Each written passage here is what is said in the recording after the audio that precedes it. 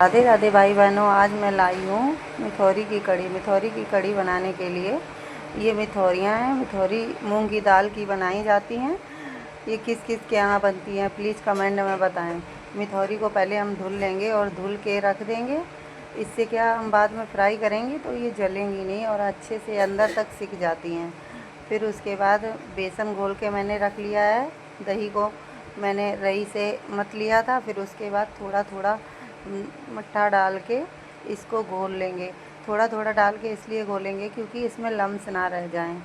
ऐसे करके हम घोल तैयार कर लेंगे और मट्ठा ज़रूरत के अनुसार लेंगे। उसके बाद पानी डाल लेंगे। जैसी आपके इधर खट्टा खाते हैं उसी हिसाब से हम मट्ठा डालेंगे। फिर उसके बाद इस घोल को हम एक साइड रख देंगे और गैस पर एक कढ़ाई रखेंगे। कढ़ाई में ऑयल डालेंगे। ऑयल गर्म होने के बाद जो हमने मिथौरी धुल के रखी थी वो डालेंगे। देखो अब ये कितने बढ़िया से भुन रही हैं। अगर ये धुलते ना हम तो ये कहीं जल जाती हैं, कहीं कच्ची रह जाती हैं। धुल दी थी तो अंदर से फूल गई, तो अंदर तक अच्छे से सिक रही हैं। देखो गोल्डन हो जाएंगी। फिर उसके बाद इनको निकाल लेंगे। फिर एक कढ़ाई ऑयल डालेंगे, मेथी दाना डालेंगे, हींग डालेंगे। हींग डाल के थोड़ा सा चलाएंगे। फिर उसके बाद हल्दी पिसी हुई डालेंगे और थोड़ा सा पानी डाल देंगे कि हल्दी जले ना, और इसको चलाएंगे। फिर पिसी धनिया मिर्ची डाल के अच्छी तरह चलाएंगे।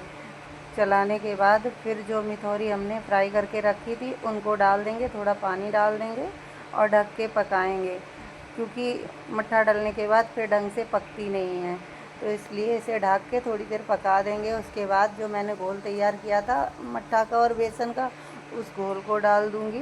फिर चलाते रहेंगे जिससे कि कड़ी हमारी फट ना जाए। अभी मैंने नमक नहीं डाला है। अगर हम नमक पहले डाल देंगे तो कड़ी फट सकती है, और नमक खौलने के बाद डालेंगे तो कड़ी कभी फट नहीं सकती है। और पहले इसलिए पका लेते हैं क्योंकि खट्टी चीज़ डलने के बाद पकती नहीं है। तो मिथौरी अच्छे से पक गई हैं। फिर उसके बाद बेसन का घोल डाल के अब हम अच्छे से खौलाएँगे। हमें कुछ गाढ़ी लग रही थी तो मैंने थोड़ा पानी डाल दिया है। जब तक इसमें खौल ना आ जाए तब तक इसको चलाती रहूँगी। अगर चलाऊँगी नहीं तो फट जाएगी। देखो अब धीरे धीरे ये खौलने लगी है, इसमें बलबूला से उठने लगे। अब नमक स्वाद अनुसार डाल देंगे और चलाते रहेंगे। और देखो खौल रही है, और कढ़ी जितनी ही देर तक पकती है उतनी ही अच्छी है। देखो पूरी कढ़ाई भरी थी, इतनी खौल चुकी, इतनी खाली हो गई।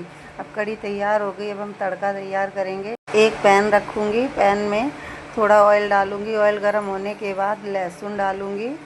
लहसुन जब गोल्डन कलर के हो जाएंगे उसके बाद प्याज डालूँगी। और लहसुन प्याज अच्छे से भुन जाएं, क्योंकि अगर कच्चे रह जाते हैं तो बदबू सी आने लगती है। तो इसलिए लहसुन प्याज को हम गोल्डन अच्छे से फ्राई कर लेंगे। हरी मिर्ची डाल लेंगे। हरी मिर्ची आपको पसंद है तो डालें। और कड़ी वैसे भी हमारी तैयार है, लेकिन अगर आपको पसंद है तो तड़का लगा सकते हैं, वरना स्किप कर सकते हैं। मेरे बच्चे ऐसी कड़ी नहीं खाते हैं, तड़का लगा के खाते हैं, इसलिए मैं तड़का लगाती हूँ। फिर उसके बाद इसमें थोड़ी सी लाल पिसी मिर्च डाल दूँगी। अच्छे से चलाती रहूँगी। जब ये तड़का तैयार हो जाएगा तब इसको कढ़ी में डाल दूँगी। तो कढ़ी हमारी देखने में भी अच्छी लगेगी और खाने में भी टेस्टी लगती है। तैयार है हमारी कढ़ी। राधे राधे। आपको कैसी लगी?